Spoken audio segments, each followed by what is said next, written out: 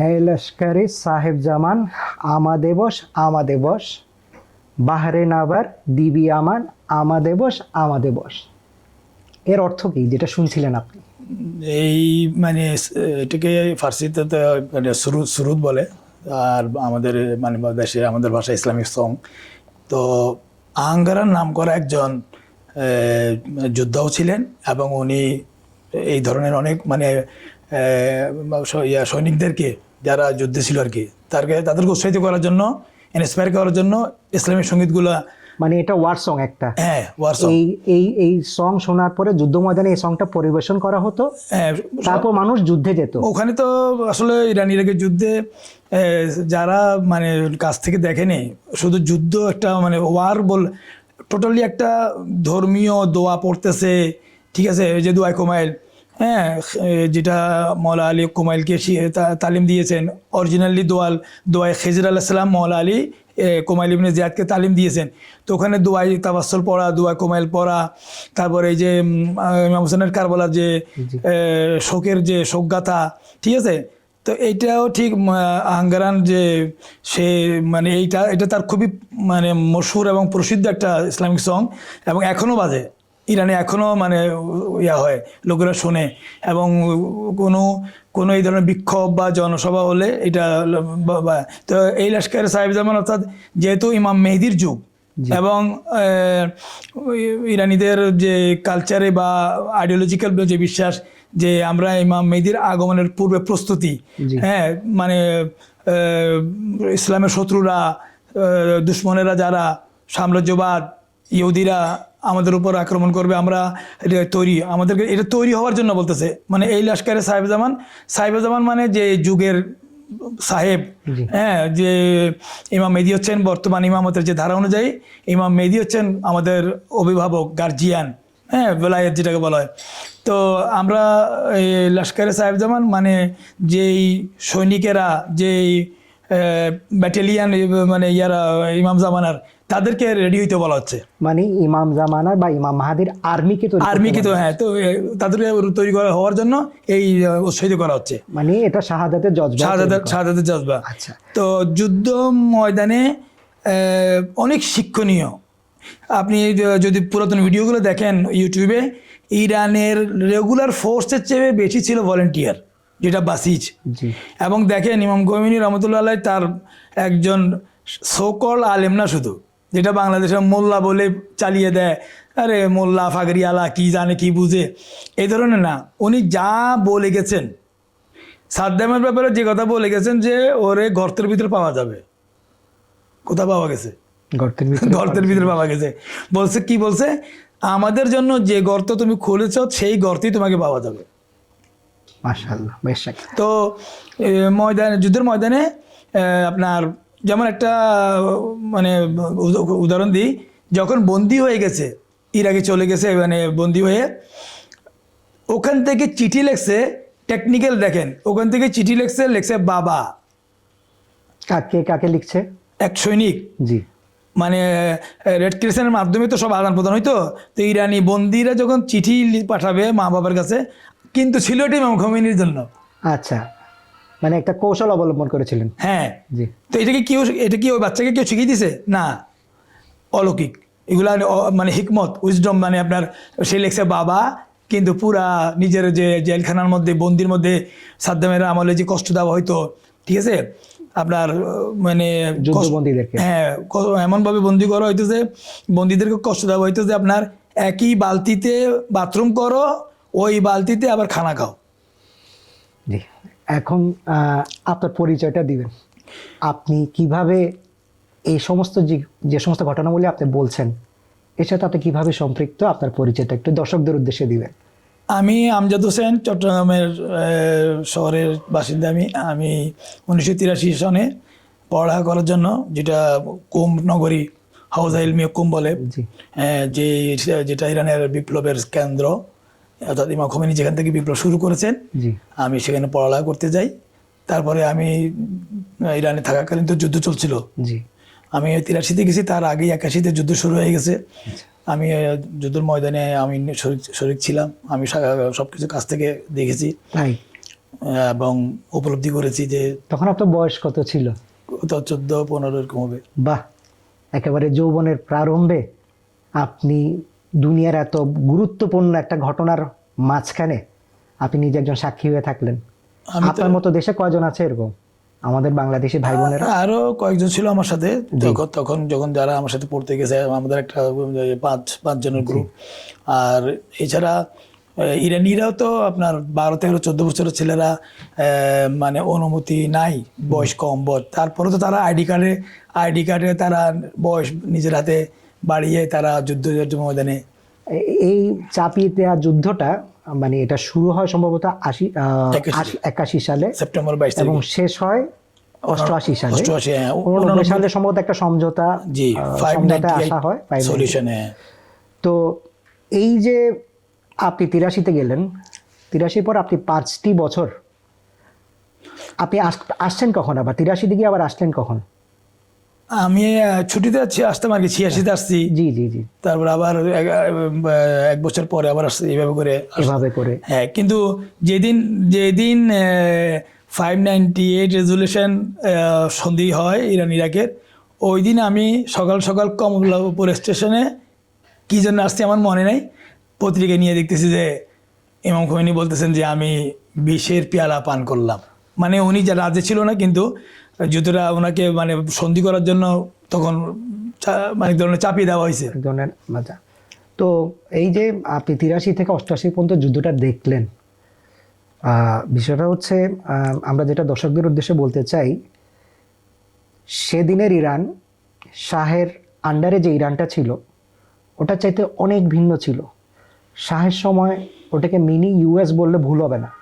কালচারে, চলাফেরায়, ধ্যান ধারণায় পুরোপুরি ওটা একটা ওয়েস্টার্ন, তাকে বলা যায় ওয়েস্টার্ন কান্ট্রি ছিল। জি, মসজিদের চেয়ে বার বেশি ছিল। বাহ, মসজিদের চেয়ে বার বেশি ছিল। জি, সিনেমা হল বেশি ছিল। এমন কি আকর্ষণ ইরানিরা বোধ করলেন ইমাম খোমেনির ক্যারিসমেটিক লিডারশিপের প্রতি, তারা 2500 বছরের আশ্রম থেকে ছুঁড়ে ফেলে দিলেন, 30 মিলিয়ন মানুষ রাস্তায় নামলো। এটা একটু বলবেন। হ্যাঁ, এইখানেই তো ইমাম খোমেনির যে অলৌকিক বিষয়, যে ইমাম খোমেনির যে লিডারশিপ, তার যে তাকওয়া এবং পরহেজগারি, মানে আমাদের দেশের মতো সকল মানে আলেম তারপরে আপনার তার যদি তাকওয়া পরহেজগারি এবং চরিত্র না থাকে, ওনাকে যখন আয়াতুল্লাহ খামেনি যখন জীবিত ছিলেন আসছেন বাসায় ওনার, তো দেখতেছে ঠান্ডাতে উনি অনেক ঠান্ডা, তো ওখানে বরফ, উনি ঠান্ডাতে কাঁপতেছে ইমাম খোমেনি। তো আয়াতুল্লাহ খামেনি বললো যে আপনি ঠান্ডা কাঁপতেছেন, তো ওখানে কেরোসিন দিয়ে আপনার হিটার জ্বলতো, যেটা আমিও পাইছি, ঠিক আছে। ওটার নাম ছিল আলাদিনের চেরাগ এবং ফার্সিতে বোখারি বলা হয়। তো আপনার বললো যে ইমাম খোমেনিকে বললো যে কী ব্যাপার আপনার এখানে হিটার নাই? বলে যে আমি যে রেশনের তেল যতটুকু আমার মানে ভাগে আছে, মানে রেশন সিস্টেম ছিল তো, মানে কোপন বলে ওরা, তো ওই কোপনে আমার ভাগে যতটুকু তেল শেষ হয়ে গেছে। কিন্তু তখন তিনি সুপ্রিম লিডার। হ্যাঁ, বলতেছে কি হয়েছে তাতে? আয়াতুল্লাহ খামেনি বলছে কি আপনি বলেন তেল, বলে যে লোকেরা লাইনে দাঁড়িয়ে তেল নিবে, আর আমি মানে আমার যে অংশ বা আমার ভাগে যে ইয়া ছিল ওটা তো আমার শেষ হয়ে গেছে। ওটা আমি কেন, তাহলে তো আমার নেতার প্রেশার করে যে আমি নেতা, আমি ধর্মীয় লিডারশিপ, আমার এইটা খাটিয়ে আমি তেল নিব, তাহলে পাবলিক কষ্ট করতেছে, আমি কি করলাম তাহলে? মানে তো ওনার যেমন মানে 50 বছরের নামাজ কাজা নাই গ্যারান্টেড, এবং ফ্রান্স থেকে যখন উনি রওনা দিচ্ছেন সবাইকে বলে দিচ্ছেন, যেভাবে ইমাম হোসেন কারবালাতে বলে দিচ্ছেন যে দেখো আমি যাচ্ছি, আমার নির্ঘাত আমাকে শহীদ করা হবে, মানে তোমরা তো চলে যাও, আসিও না। ঠিক উনিও বিমানে ওঠার আগে ফ্রান্স থেকে সবাইকে বলে দিচ্ছেন যে এই বিমান ইরানের এয়ারপোর্টে অবতরণ নাও করতে পারে, তোমরা আসিও না আমার সাথে, তোমরা আসিও না, মানে আমি ওরা মানে আমার বিমান উড়িয়ে দিতে পারে। কিন্তু ওনার সঙ্গীরাও ঠিক ওই কারবালাতে যেভাবে ইমাম হোসেনের সঙ্গীরা বলছে যে আমাদেরকে হত্যা করে জ্বালিয়ে ছাই বানিয়ে উড়িয়ে দিলে আবার জন্ম দিলে আমরা আপনাকে ছেড়ে দেবো না। ঠিক এইভাবে ওনার সাথে যারা ছিল আয়তুল্লাহ শহীদ মোতাহেরি আরও অন্যরা সাথে আসছে ওনার। তো ওনার যে লিডারশিপ, বিশেষ করে এটা এখানে সিরিয়াসলি পরেজগার, মুত্তাকি, তাকওয়া, আর ভবিষ্যৎবাণীও আছে। ইরানের রেভলিউশনের ব্যাপারে হাদিসে ভবিষ্যৎবাণীও আছে যে কোরআনের আয়াত অনুযায়ী যে হে আরব জাতি, তোমরা যখন আল্লাহ রসুল থেকে মুখ ফিরিয়ে নিবে, সূরা মুহাম্মাদের আয়াত নম্বর 38, তোমরা যখন মুখ ফিরিয়ে নিবে তখন তোমাদের স্থলভিক্ত বিষিক্ত এক জাতি, রসুল্লাহকে জিজ্ঞেস করা হলো যে ইয়া রাসূলুল্লাহ এই জাতিকে? বললো সালমান এবং তার জাতি। মানে এটার ছিল যে সূরা তারাতেও যদি সত্য লুকিয়ে থাকে ওখান থেকে এই জাতি এটাকে উদ্ধার করে আনবে, এই ধরনের বিষয়। আচ্ছা, আয়াতুল্লাহ খোমেনির বিষয়ে, মানে ইমাম খোমেনির বিষয়ে যে আমরা ওনার লিডারশিপ নিয়ে, ক্যারিসম্যাটিক লিডারশিপ নিয়ে, যেটা একটা কারণ ছিল ইরানিরা ওনার ক্যারিসম্যাটিক লিডারশিপের প্রতি আকৃষ্ট হয়ে ওয়েস্টার্ন লাইফ পরিত্যাগ করে ঝাঁপিয়ে পড়ে, একদম নিরঙ্কুশভাবে পরিশুদ্ধভাবে ঝাঁপিয়ে পড়ে। ইমাম খোমেনির লিডার হওয়ার আগে উনি একজন আলেম, সেই ব্যাকগ্রাউন্ডটা যদি আমাদেরকে দিতেন, আর সাথে আপনার ব্যাকগ্রাউন্ডটা একটু বলবেন।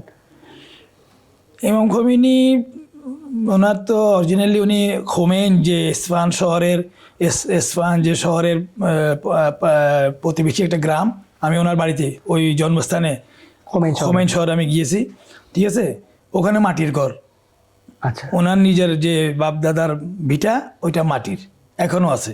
আর একটা বাড়ি ছিল ওনার কোমে, সেটাও মাটির। আচ্ছা, সেটাও এখনো আছে, জি, জি। ঠিক আছে? মিউজিয়াম, দুটোটাই মিউজিয়াম হিসেবে। আবার তেহরানের যেখানে ওনাকে কোমে, বিপ্লবের পরে যে উনি কোমে ছিলেন, তারপর ডাক্তাররা বললো যে আপনার আবহাওয়া স্বাস্থ্য ঠিক না, স্বাস্থ্যের জন্য ক্ষতিকর। কোমের আবহাওয়া, যেহেতু পানিও ছিল লবণাক্ত কোমের, আমি নিজেও পাইছি।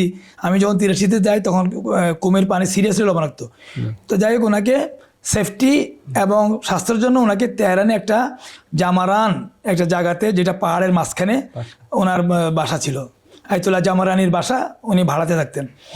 তো এখানে একটা কথা মনে পড়লো, আমি জামারানির, কিন্তু ওনার যে হুসাইনিয়া, মানে যেখানে উনি 2 তলার উপরে একটা উঁচু জায়গাতে বসে বক্তব্য দিতেন, সম্ভাষণ রাখতেন, হ্যাঁ, সাধারণ সভাতে কথা বলতেন, ওখানে এক অংশ রং চুনা করা আছে, এক অংশ নাই।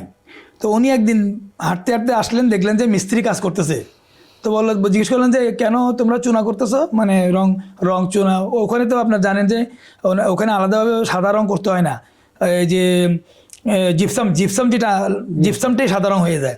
হ্যাঁ, তো ওরা মিস্ত্রির বললো যে এটাকে আমাদেরকে বলছে যে জিপসাম করার জন্য। বলছে কে বলছে? কর্তৃপক্ষ বলছে। তো ডাক দিল যে তোমরা এটার খরচ দিবে কে?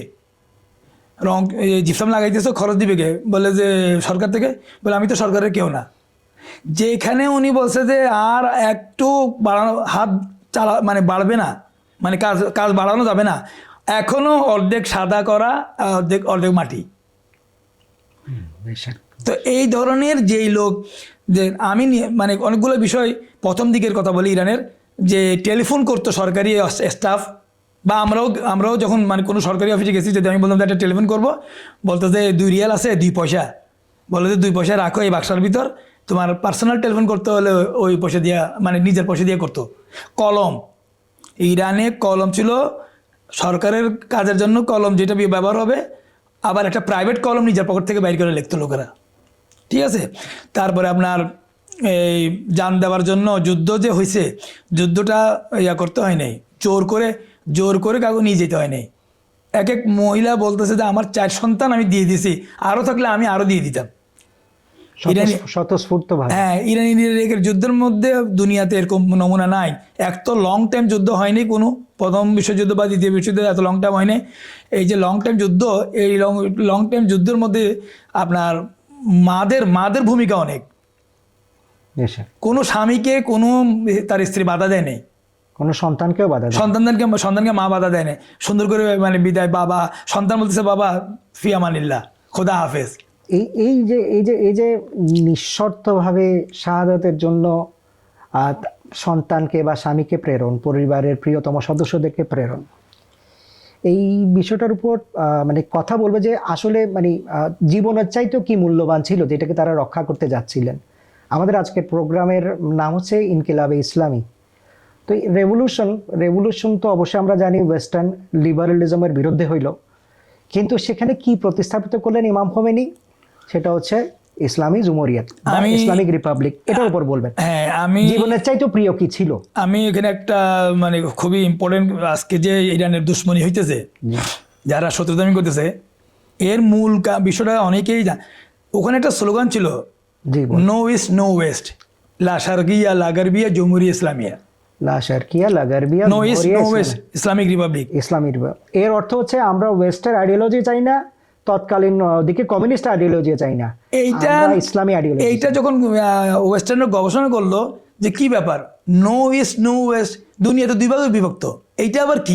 এই ওয়েস্টার্নদের এখনো সেই মাথা খারাপ যে এরা না ইস্ট না ওয়েস্ট, নতুন একটা তত্ত্ব ইসলামী জুমুরিয়াত বা ইসলামী রিপাবলিক। হ্যাঁ, যার কারণে কিয়ামত পর্যন্ত ইরান যদি বেঁচে থাকে, কিয়ামত পর্যন্ত ওয়েস্টার্নরা আপনার শত্রুতামি করবে। দর্শকদের জন্য সবচেয়ে গুরুত্বপূর্ণ বিষয় একটা হচ্ছে আমাদের মুসলিম মনীষীরা অনেক ধরনের পলিটিক্যাল তত্ত্ব চিন্তা করেছেন যে আসলে গভর্নিং কিভাবে করবে মুসলিমদেরকে বা মুসলিম অধ্যুষিত দেশকে।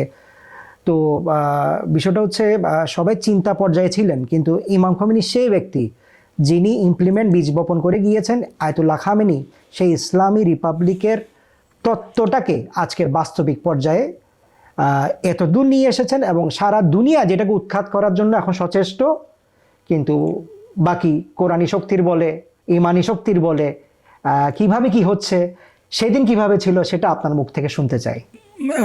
ইমাম খোমেনি এমন ব্যক্তিকে মানে ইশারা, উনি বলে যান না যে খামেনিকেই নেতা, জি, শুধু ইশারা, মানে বলছে যে খামেনি যখন আয়াতুল্লাহ খামেনি যখন কোরিয়া গিয়েছিলেন, জি, নর্থ কোরিয়া, সাউথ কোরিয়া না নর্থ কোরিয়া, সম্ভবত নর্থ কোরিয়া, হ্যাঁ, দুই ধারে যে লোকেরা সংবর্ধনা পাবলিকের এবং ওই প্রেসিডেন্ট যে মানে পার্লামেন্টে যে এমন তাকে আয়াতুল্লাহ খামেনিকে সম্বোধনা দেওয়া হয়েছে এবং সম্মান দেওয়া হয়েছে, ওই টিভির অনুষ্ঠান দেখে আয়াতুল্লাহ খামেনির ব্যাপারে তখনই ইমাম খোমেনি বলতেছেন যে এই যোগ্য, এবং বারবার বলতেছেন যে ইমাম খোমেনি বলছেন যে খামেনির মতো একটা খামেনি পাবে, মানে খামেনির মতো আর কাউকে পাবে, ঠিক আছে।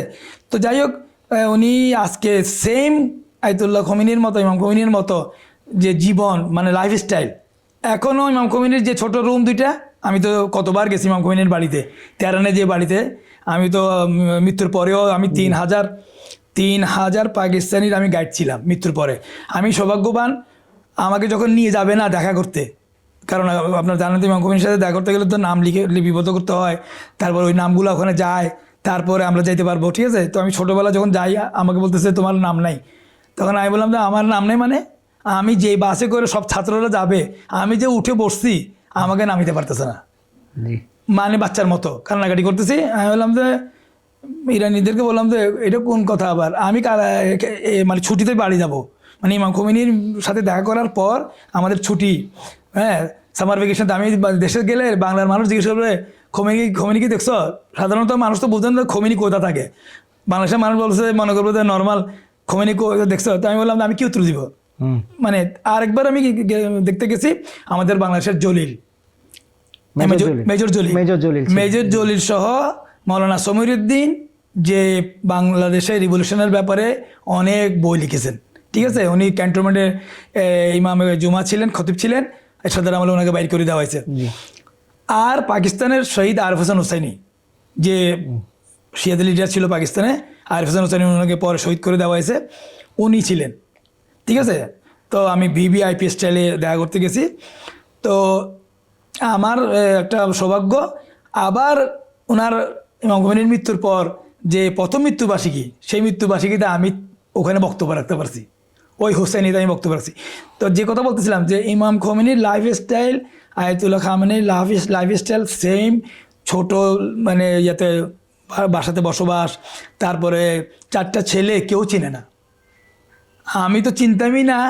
এতদিন থাকলাম, আমার বিয়ালির আসার পরে বাংলাদেশে 17 বছর পর আসার পরে বুঝতে পারলাম যে ওনার 4টা ছেলে, কোনো সরকারি জব, কোনো সরকারি বিষয়ে মানে পোস্টে মানে দায়িত্ব বা বিজনেস, ওরাও ধর্মীয় লাইনের পড়ালেখা করে, ক্লাস করায়, ওস্তাদ, হ্যাঁ, মানে যে ট্র্যাডিশনাল যে হজে এলমে কুমে। তো আয়াতুল্লাহ খামনাইও দেখেন ওনার সামনে ফল ফ্রুট নিয়ে আসলে উনি বলে যে ওই ফল আমি খাবো না, যে ফল আমার দেশের লোকেরা খাইতে পারে না, আমার সামনে থেকে নিয়ে যাও।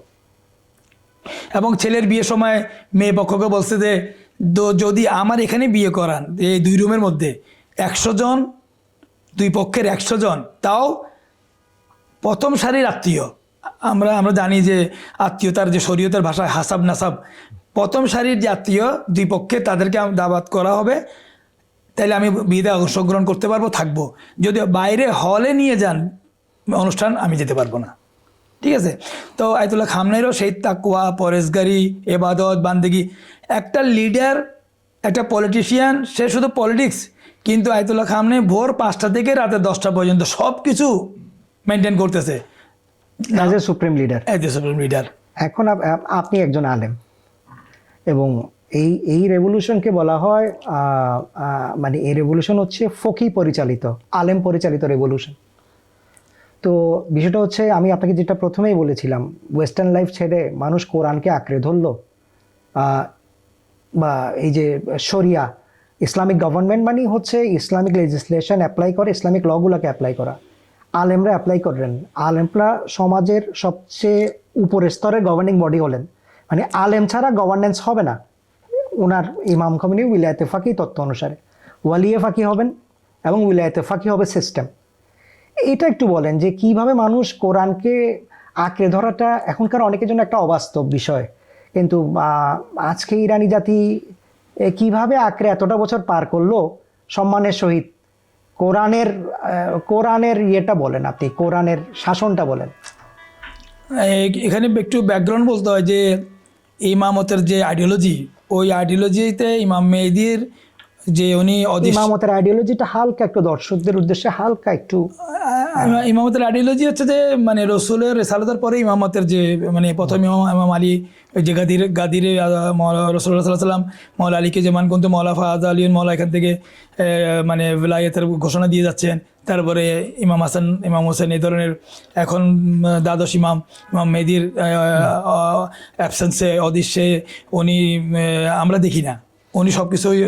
এটা আবার রাসূল পাক সাল্লাল্লাহু আলাইহি ওয়াসাল্লাম একটা হাদিসও আছে যে আমার পর 12 জন খলিফা আসবেন। হ্যাঁ, এই হাদিস দিয়ে সমর্থিত 12 ইমাম। দ্বাদশ ইমাম তো আমাদের অনেক সুন্নি আলেমও মানেন। জি জি জি।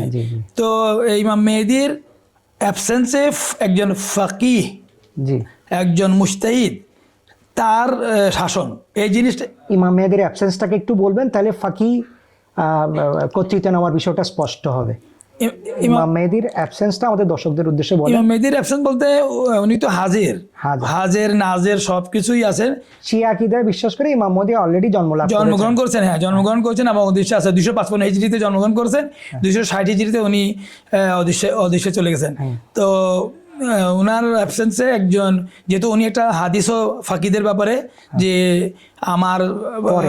আমার পরে যারা নফসের মুখালিফাত করবে, মানে নফসের অনুসরণ করবে না, মুখালিফান লে হাওয়াই নাফসে, তারপরে মানে বিজ্ঞ আলেম হবে, তারপরে রেবায়েতকে, আমার রেবায়েতগুলা বর্ণনা করতে পারবে, ঠিক আছে। তো তাদেরকে মানে ফাকি, তো সে ফাকি শাসন করতে পারবে, হুকুমত করতে পারবে, সরকার গঠন করতে পারবে। এই কনসেপ্টটা কিন্তু শিয়াদের মধ্যেও কিন্তু মানে কিছু সময়ের জন্য একটা মানে কি বলে এটা। জি, ইমাম খোমেনি এখানে খোলাসা করেছেন যে বিষয়টা হচ্ছে প্রত্যেকটা ল আছে ইসলামের, সবকিছুর বিষয়ে ইসলামের ল আছে। মানুষের জীবনের সকল মাত্রাতে ইসলামের ল টাচ করেছে, কিন্তু এটাকে এক্সিকিউট করতে হবে। তো উনি বলতেছেন এক্সিকিউটিভ বডি লাগবে। উনি বলতেছেন যে ইমাম মেহেদী আসবেন, তার ক্ষেত্র তৈরি করতে হবে, ক্ষেত্র তৈরি করতে হবে। এবং কোরআনের আইনগুলো কি শুধু ওই যখন নাজিল হয়েছে তখনকার জন্য, নাকি সমাজে বাস্তবায়ন করতে হবে, সমাজে এক্সিকিউট করতে হবে, রেগুলেট করতে হবে, শাস্তি হলে শাস্তি দিতে হবে, রিওয়ার্ড হলে রিওয়ার্ড দিতে হবে। এইটাই হচ্ছে বেলায়েতে ফাকির যে ওনার যে কনসেপ্ট, এটার মধ্যে মানে মতপার্থক্য আছে, কিন্তু উনি প্রমাণ করে দিচ্ছেন। এবং আজকে ওই ধারায়, ওটার উপরেই, ওই ধ্যান ধারণার উপরেই ইসলামী জমহুরিয়ত বা ইসলামী রিপাবলিক ইরান প্রতিষ্ঠিত। হ্যাঁ, এবং আপনারা জানেন যে ইরানের কিন্তু সিস্টেমটা খুবই জটিল। আপনার নেতা, তাকে নির্বাচন করার জন্য এক্সপার্ট, গার্জিয়ান কাউন্সিল, তারপর এক্সপার্ট কাউন্সিল, হ্যাঁ, তারপর পার্লামেন্টে যদি কোনো কিছু পাস না হয়, সেটা আবার ওই যে নিজামে মাসলিহাতে জমহুর ইসলামী মানে স্টেট যেটা মানে যে দেশের জন্য যেটা কি বলে এটাকে এই দেশের জন্য যেটা ন্যাশনাল ইন্টারেস্ট। ন্যাশনাল ইন্টারেস্ট, হ্যাঁ ওই ন্যাশনাল ইন্টারেস্টে যাবে। যদি পার্লামেন্ট পাস না করতে পারে ন্যাশনাল ইন্টারেস্টে যাবে ওই বিলটা, ওখানে যদি পাস নয় তখন রায়বারের কাছে যায়, মানে সুপ্রিম লিডারের কাছে যায়। ঠিক আছে, একটা চেইনের মতো তসবির যেভাবে দানা একটার পর একটা, এইভাবে ইরানে যেমন তেমন করে আপনি পাস করাতে পারবেন না কোনো বিল। ঠিক আছে, এখন আমরা আপনার কাছ থেকে কিছুটা ইরানের সেই সময়কার ক্যারিসমেটিক লিডারশিপের বিষয়টা জানলাম। ইরানি জনতার বা এক অর্থে এখন যেটাকে আমরা বলতে পারি আসল অর্থে প্রকৃত অর্থে তৌহিদি জনতার পরিবেশ পরিস্থিতিটা জানলাম। এই পর্যায়ে এসে আমরা একটু জানতে চাবো, যেহেতু একটা পডকাস্ট, এটা সময় সীমাবদ্ধতা আমাদেরকে দেখতে হবে, কিন্তু আমাদের দর্শককে আমরা চেষ্টা করবো ম্যাক্সিমাম জানানো যতটুকু সম্ভব সামারি আকারে। সেটা হচ্ছে আজকের ইরানের সাথে যা হচ্ছে সেটা তো একটা ঐতিহাসিক লিঙ্ক আছে, যে আমরা যেটা বললাম যে ইসলামী জুমহুরিয়াত, এটাই এখন থেকে নিয়ে শেষ পর্যন্ত যদি ইরান এই জুমহুরিয়াতটাকে টিকায় রাখে, ইসলামিক রিপাবলিককে টিকায় রাখার জন্য যত প্রচেষ্টা করবে, শত্রুরাও ততই তাদেরকে চারিদিক থেকে ঘিরে উৎখাত করার চেষ্টা করবে। তো আমরা এটাও জানি বা এত বছরের অবরোধের কারণে ইরানের ইকোনমিক সিভিয়ার কন্ডিশনটা, এরপর প্রযুক্তিগত ভারসাম্যহীনতা, এত সত্ত্বেও আমরা বিগত 12 দিনের যুদ্ধে দেখলাম যে ইরান পাশ্চাত্যের শক্তিদের মতো, সামরিক শক্তিদের মতো অতটা ওয়েল ইকুইপড না হলেও ইরানের কিন্তু স্ট্র্যাটেজিক শক্তি আছে। ইরান কিন্তু ব্যালেন্স অফ পাওয়ার করতে জানে, বা শত্রুর হামলা করার ইচ্ছাতে সে পরিবর্তন আনতে পারে, শত্রুর মনে ভয় ধরাতে পারে। তো প্রথমত এটা দুটো দিক আছে, একটা হচ্ছে প্রযুক্তিগত দিক, আরেকটা হচ্ছে ইরানের এই সাহসিকতার উৎস কি, আপনি একটু বলবেন আপনার অভিজ্ঞতা থেকে। আমরা তো ইরানের যুদ্ধ সময়ের কথা বলছি, তখন তো তাদের অবস্থা অস্ত্র দিক দিয়ে বা টেকনোলজি দিক দিয়ে, কারণ 79 বিপ্লবের পরেই তো 81-তে হামলা হলো, তো ইরানি জাতি তো রেডি ছিল না, সময়ও দেয়নি। হ্যাঁ, ইরানি জাতি তো রেডি ছিল না যে আমেরিকাকে দেশ থেকে বিতাড়িত করছে, শাহকে বিতাড়িত করছে, পুরো একটা সিস্টেম চেঞ্জ হয়ে গেছে, আপসাইড ডাউন করে দিয়েছে। হ্যাঁ, সবকিছু ইসলামিক ল, তারপরে আপনার ধর্মীয় শাসন, তো কেউ তো চায় না। আমরাও তো চাই না যে বাংলাদেশে 100% কোরআনের আইন মানে মুখে মুখে বলি। ঠিক আছে, আমাদের দেশে যেটা ইসলাম সেটা হচ্ছে যে মিলাদ করবেন, নামাজ পড়বেন, বাকি আবার যা ইচ্ছা তা করবেন। ঠিক আছে, কোর্টের যে আইন ল সেটা ব্রিটিশ ল চলতেছে, আমরাও সাথে সাথে চলতেছি। ঠিক আছে, কিন্তু ওখানে তো সব কিছু চেঞ্জ হয়ে গেছে। ইসলামিক ল, ফাঁসি আমি নিজে চোখে হ্যাং করতে দেখছি। ঠিক আছে, তারপরে আপনার মহিলা স্বামী থাকা অবস্থায় ব্যভিচারী, ওকে পাথর নিক্ষেপ করতে দেখছি। তো এটা কে মানবে? এবং মধ্যযুগীয় এবং ওয়েস্টার্নরা বিশেষ করে এইটারই ভয় পায়, যে এই দেশে এই শাসন হবে, এইটারই ভয় পায় তারা। এটা একটা ব্যাপার। আরেকটা হচ্ছে যে ইরান তো শাহের আমলে একটা কথাই প্রচলিত আছে, তেল বিক্রি করে ডিম ক্রয় করতো রাশিয়া থেকে, ইসরায়েল থেকে, শাহের আমলে। জি, এবং আমি বাস্তব অভিজ্ঞতা আমার, যে স্যালাইন পর্যন্ত আপনার বিদেশ থেকে আসতো। আচ্ছা, আমার ওয়াইফ যখন অসুস্থ, স্যালাইনের সংকট, জিজ্ঞেস করলাম কি ব্যাপার, বলে যে ইরান একটা জার্মান থেকে না কোথা থেকে স্যালাইনের এক শিপমেন্ট ওইটা পথে আটকে ফেলছে। তো ইরানকে তো আপনি মোড়ে আপনি পথে আপনি বাধা দিয়েছে ওয়েস্টার্নরা, বা সকল মুসলমান দেশগুলোও আপনার অনেক অ্যালায়েন্স কষ্ট দিয়েছে, বাধা দিয়েছে। কিন্তু ইরাকের যুদ্ধের পর যে এই রাশিয়া আজকে ইরানকে অনেক প্রযুক্তি সহযোগিতা করে, এই রাশিয়া আপনার যখন এই যে ফাদার অফ মিসাইল বলা হয় মোকাদ্দাম তেহরানি, সে যখন রাশিয়াতে যায়, প্রায় কয়বার সে যাওয়া আসার মধ্যে সেই এই টেকনোলজিটা জব্দ করে নিয়ে আসছে। মানে অস্ত্র মানে মিসাইল বিক্রি করার কথা, কিন্তু টাকা পয়সা সব রাশিয়াকে দেওয়া হয়ে গেছে, দিবে না, সে দিবে না, বলতেছে না আমরা দিতে পারবো না, এই টাকার পরিবর্তে তোমরা অন্য কিছু নিয়ে যাও। আচ্ছা, হ্যাঁ, তো এই তেহরান মুকদ্দম যে father of missile, say missile তৈরি করে ফেলছে। আচ্ছা, লিবিয়া একটা সাহায্য করছিল, এবং সিরিয়া গাদ্দাফি এবং হাফিজ আল আসাদ, এরা একটা সাহায্য করছিল যুদ্ধের সময়, একটা দুইটা মিসাইল পাঠাইছিল। জি, ওখান থেকে ওরা মিসাইলটা আনার পরে খুলে টুলে দেখে অনেক কিছু শিখে ফেলছে। তো এখন তারপর আমি বলবো, যত বস্তুর দিক দিয়ে, ম্যাটারিয়ালিজমের দিক দিয়ে, মানে পারবে কি পারবে না, কতটুকু তারা তারপরে এখানে একটা খোদার গায়েবী সাহায্য আছে। নইলে ইলন মাস্ক যে চ্যালেঞ্জ করছে, যে আমার স্টারলিং নিয়ে যে চ্যালেঞ্জ, গর্ব তার, টাইটানিকের মতো, টাইটানিকের কিছু হবে না, স্টারলিংকেরও কিছু হবে না, তো কেমনি করে বন্ধ করে দিল?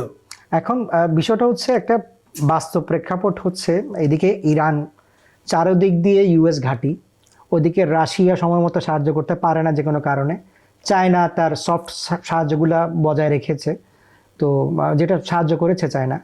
কিন্তু যুদ্ধ শুরু হলে তো আসলে সবার একটা নিজস্ব সীমাবদ্ধতা থাকে। এদিকে হচ্ছে পারস্য উপসাগরে ইউএসের রণতরী একটার পর একটা, আপনার মাল্টিপল রণতরী বসে আছে ইরান দিকে তাক করে, ওদিকে ল্যান্ড ঘাঁটি আছে, ওদিকে দুশ্মন প্রতিবেশীরা আছে, সবাই সামরিক শক্তিতে অনেক সমৃদ্ধ, এবং পাশ্চাত্য সামরিক শক্তিতে তারা একদম সাজানো আছে। এই অবস্থায় আপনি যেটা বললেন যে মিসাইল ডিফেন্স সিস্টেম দিয়ে, কেবল মিসাইল দিয়ে ইরান এই যাত্রা গতবার আমরা 12 দিনের যুদ্ধে দেখেছি, এখন শত্রু নিজেদেরকে আরও ইমপ্রুভ করেছে। এই অবস্থার ভিতর দিয়েও আপনার কি ধারণা ইরান আবারও বিজয়ী হবে? এইবারের যে যুদ্ধ যেটা পরিকল্পনা করা হয়েছিল, সেটা হচ্ছে যে ইরানের অভ্যন্তরে বাইরে থেকে আইএসের মতো সন্ত্রাসীদেরকে দেশে প্রবেশ করানো হবে, হাইব্রিড ওয়ারফেয়ার করার জন্য। হ্যাঁ, এবং দেশে একটা অরাজকতা থাকবে, সরকারও এবং মানে যারা সেনাবাহিনী বা আইআরজিসি এরাও এইদিকে ব্যস্ত হয়ে যাবে, আমেরিকা হামলা করবে, আয়াতুল্লাহ খামেনির প্রতি একটা টার্গেট, ঠিক আছে, কিন্তু সেটাও ফেল হয়ে গেল। কিন্তু একটা ভবিষ্যৎবাণী আছে যে আবারও যুদ্ধ ভিতরে হবে, আবার এয়ার স্ট্রাইক হবে। ইরান তো এয়ার স্ট্রাইকের দিক দিয়া এয়ার ডিফেন্সের দুর্বল। হ্যাঁ, কিন্তু ইরানের যে টার্গেট সেটা হচ্ছে একসাথে 35টা যে গালফে কি বলে রণতরী আছে, বেস, এগুলোর উপর হামলা চলবে, আবার ইসরায়েলকেও হামলা করবে। এবার কিন্তু ইসরায়েলের যা 12 দিনের হয়েছে আসি, এবার কিন্তু শেষ, মানে রাক্ষসের প্রাণভোমরাকে উড়িয়ে দিবে। হ্যাঁ, এই চিন্তা যখন জানে ইরানের এই প্ল্যানগুলো, মানে শত্রুরা আজ করতে পারছে, যার কারণে গালফের যে আরাবিয়ান মুসলিমরা আছে, এরা চায় না যে পুরা পার্সিয়ান গালফে একটা বোমার যেরকম ভান্ডার, একটা ম্যাচের কাঠি স্ফুলিঙ্গ দরকার হলে পুরো বাস্তবে এরকম অবস্থা হয়ে যাবে পুরা পার্সিয়ান গালফে। এবং ইরান যদি পরাজয় হয় নাউজুবিল্লাহ, এরপরে পাকিস্তানেরও সিরিয়াল, আরবদেরও সিরিয়াল, টার্কিরও সিরিয়াল, যেটা গাদ্দাফি বলে গিয়েছেন অলরেডি। হ্যাঁ, এবং তার মেয়ে একটা চিঠিও লিখে, হ্যাঁ, যে কি অবস্থা, কি রিপল এফেক্ট হতে পারে, হ্যাঁ, যে ইরানি জাতিকে ভালো একটা চিঠি। তো এখানে ইরান, এবং আপনারা জানেন যে এখন মিসাইল বা এয়ার স্ট্রাইকের চেয়ে বেশি আপনার ইলেকট্রনিক ওয়ারফেয়ার, ঠিক আছে। তো এটাও ইরানিরা স্মার্ট হয়ে গেছে। আরে এবার তো সেটা প্রমাণ করেই দিল। হ্যাঁ, তো ইরানিরা অনেক কিছুতে আগে গেছে, যেটা ইরানিরা যুদ্ধ সময় ছিল না। এবং সব এই উন্নয়নের পিছনে আয়াতুল্লাহ খামেনির হাত। এত অবরোধ সত্ত্বেও আমি শুনেছি প্রায় 6000 কি 8000 ধরনের অবরোধ আছে ইরানের উপরে। হ্যাঁ, এত অবরোধ সত্ত্বেও আমি নিজেও ছিলাম ওখানে 8 মাসের জন্য, ওষুধের র মেটেরিয়াল অবস্থা, অবরোধ থাকা সত্ত্বেও মজার ব্যাপার, অবরোধ থাকা সত্ত্বেও ইউরোপিয়ানরা যে জিনিস ইরানিদের দরকার, কার্পেট ইরানিদেরই দরকার, ঘুরেই নিয়ে যায়, দুবাই দিয়ে নিয়ে যায়, দুবাই দিয়া, টার্কি দিয়া, ওমান দিয়া, সব ইরানিরা কিন্তু ব্যবসা ঠিকই করতেছে, আফ্রিকা পর্যন্ত মাল পাঠাই দেয়। কিন্তু ওই মানে এটাকে বলে কি বলে ফার্সিতে বলে দৌড় মিজানে, মানে থার্ড পার্টি। তো আপনি কোনো কিছু দুনিয়াতে, যেমন ইন্ডিয়া ইরান থেকে তেল কিনে, রাশিয়া তেল কিনে, চায়না তেল কিনে।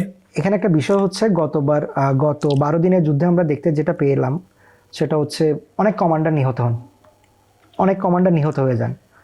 তো 12 দিনের যুদ্ধে একটা স্থিতাবস্থা পরে আসে ইরানের একটা অফেন্সিভের কারণে, যেটা আরও প্রকট আকার ধারণ করতে পারে এবার হয়তো। তখন মিসাইলের যে ভলিউম ছিল এখন সেই ভলিউমটা আরও 3 গুণ 4 গুণ 5 গুণ পরিস্থিতি অনুযায়ী যেটা নিক্ষিপ্ত হতে পারে। বিষয়টা হচ্ছে আমাকে এটা বোঝাবেন যে ইরান দাঁড়িয়ে থাকে কিভাবে? এই শক্তিটা কি সেই ঐতিহাসিক দিফায় মুকাদ্দাস, মানে সেক্রেট ডিফেন্স যেটাকে বলে 80 থেকে 88, যেটার আপনি একজন প্রত্যক্ষদর্শী, যে এই স্পিরিটটা কোত্থেকে পায়? একটা হচ্ছে কারবালা থেকে তো পাই, নো সারেন্ডার। আর সেক্রেট রেজিস্ট্যান্স, এই রেজিস্ট্যান্সের স্পিরিটটা কোথায় পায়? No matter what. আপনার এবার যে আয়াতুল্লাহ খামেনেই উনি কিন্তু প্রতিটা বিষয়ে, অর্থনৈতিক বিষয়ে হোক বা মানে সামরিক, উনি সব কিছুতে মোকাওয়ামাত মানে প্রতিরোধ, রেজিস্ট্যান্স, এইটা উনি সবসময় শিক্ষা দিয়েছেন। একটু খুলে বলেন। মানে আপনাকে আপনাকে পরাজয় হওয়ারও তো হয়তো হবে না, হওয়ারও ইয়ে নাই, এবং মানে আপনি এমনভাবে মোকাবিলা করবেন যে আপনার জিত হবে, কিন্তু সবসময় যুদ্ধ করতে হবে এমন না। মানে সবসময় যে যুদ্ধের ময়দানে পুরো ইয়ে নাই। আপনাকে যেমন আপনার ইরানের পক্ষে প্রক্সি যারা ছিল ওরা তো রেজিস্ট্যান্স, ঠিক আছে, হিজবুল্লাহ বলেন বা ইয়েমেনিরে বলেন বা জাইনাবিয়ান ফাতিমিয়ন, ঠিক আছে। তো মানে শাহাদাতের যে ব্যাপারটা, সেটাতে আসতে যাচ্ছিলাম। হ্যাঁ, শাহাদাতের ব্যাপারটা, জান দেওয়া। কারণ আপনি বিছনাতেও ঘুমানো অবস্থায় মারা দিতে পারেন, অ্যাক্সিডেন্টও মারা দিতে পারেন। তো আপনার যখন নিয়ত, আপনার যখন উদ্দেশ্য যে আল্লাহর পথে ইসলামের শত্রু এবং মানব শত্রু, তাদের সাথে যদি আমি লড়াই করতে গিয়ে আমার জান দিই, যেমন ইমাম হোসেন কারবালাতে এটাই শিক্ষা দিয়েছেন। ওনার 6 মাসের সন্তানকেও দিয়েছেন, আলী আকবর ওনার যুবক সন্তানকে দিয়েছেন। ওই যে সব কিছুর মূলে কিন্তু কারবালা। ইমাম খোমেনি বলছেন তরবারির উপর রক্তের বিজয়।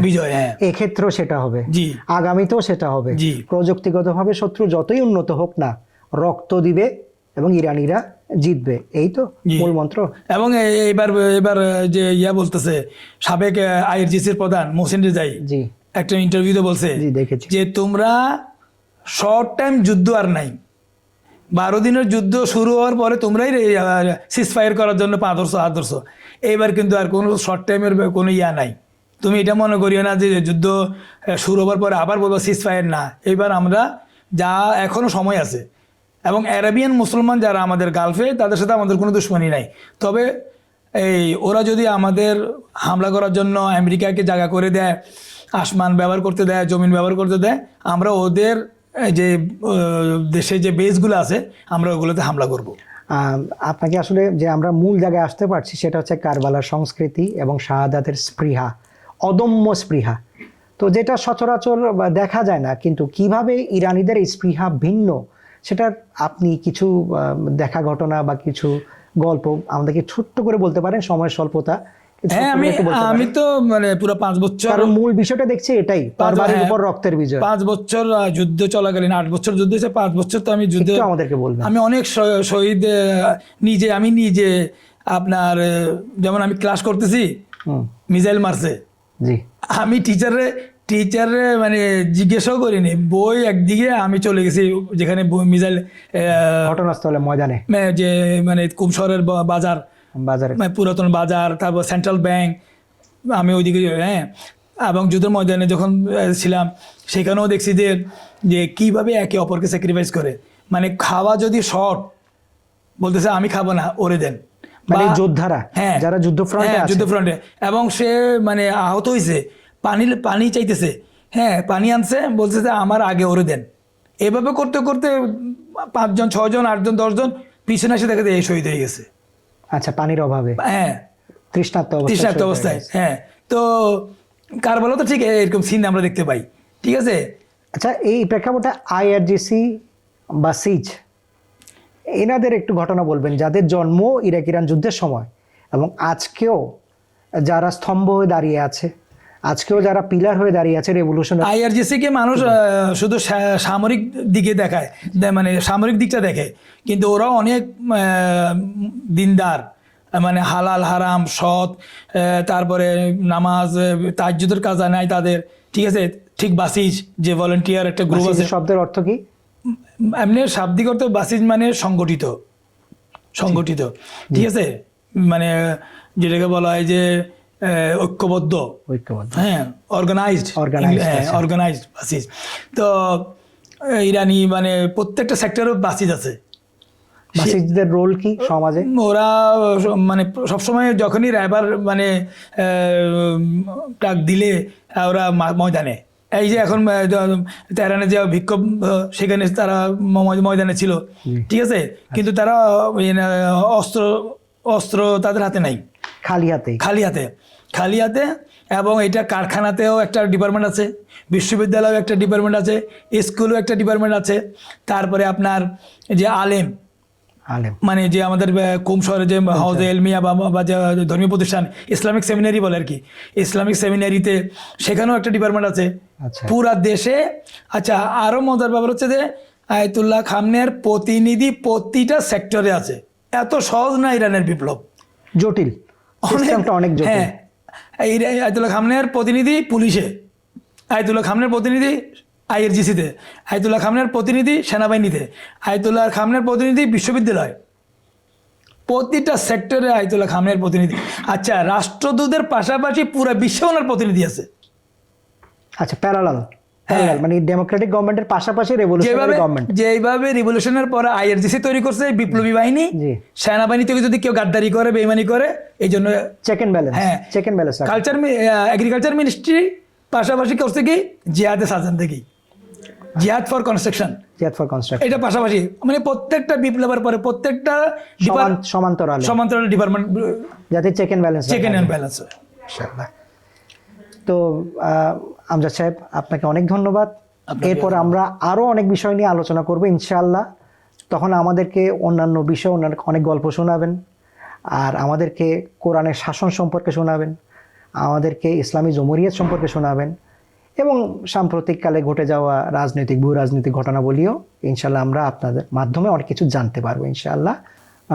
দর্শক, এতক্ষণ আপনারা শুনছিলেন মৌলানা আমজাদ, ওনার কাছ থেকে মূল্যবান অভিজ্ঞতাগুলো, যেগুলো আসলে নিউজ মাধ্যমে আসা সম্ভব না, because this are all lived experiences. উনি ওখানে ছিলেন, আর পরে যৌবনে, নিজের যৌবনকালে, ছোটোকালে, প্রারম্ভিক কৈশোরকালে বলা চলে, উনি ছিলেন সেখানে। উনি সিস্টেমের অঙ্গ প্রত্যঙ্গ, ইনস অ্যান্ড আউট সব কিছুই জানেন, রেভলিউশন দেখেছেন, যুদ্ধ দেখেছেন। তো এই জন্য উনিই জানেন যে ভবিষ্যতে কি হতে পারে। তো আমরা ওনার সাথে আলোচনার মাধ্যমে, হিস্টোরিক্যাল অ্যানালাইসিসের মাধ্যমে আমরা ইনশাআল্লাহ পরবর্তী এপিসোডগুলোতে ফিউচার প্রজেকশন করার চেষ্টাগুলো করবো ইনশাআল্লাহ। আপনাদের সামনে হাজির হবো, এই নিয়ে আমাদের জন্য দোয়া করবেন। আল্লাহুম্মা সাল্লি আলা মুহাম্মাদ। খুদা হাফেজ।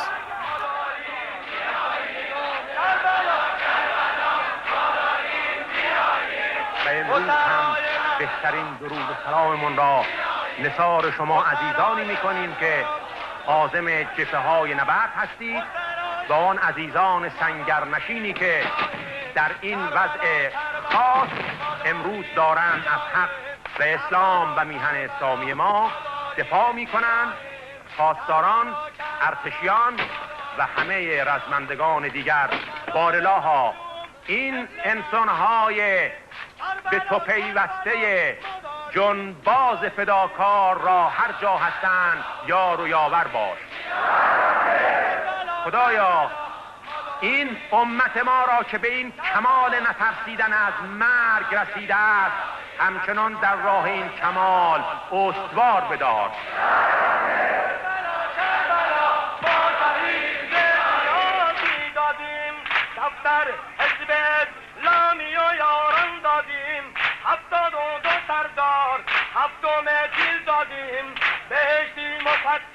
مطهری ها دادیم، مصطفی خمینی رجایی با هنر ها دادیم، تصدیق صدوقی اشرفی مدنی ها دادیم، منتظر محمد اندرگو ها دادیم. کربلا کربلا ما داریم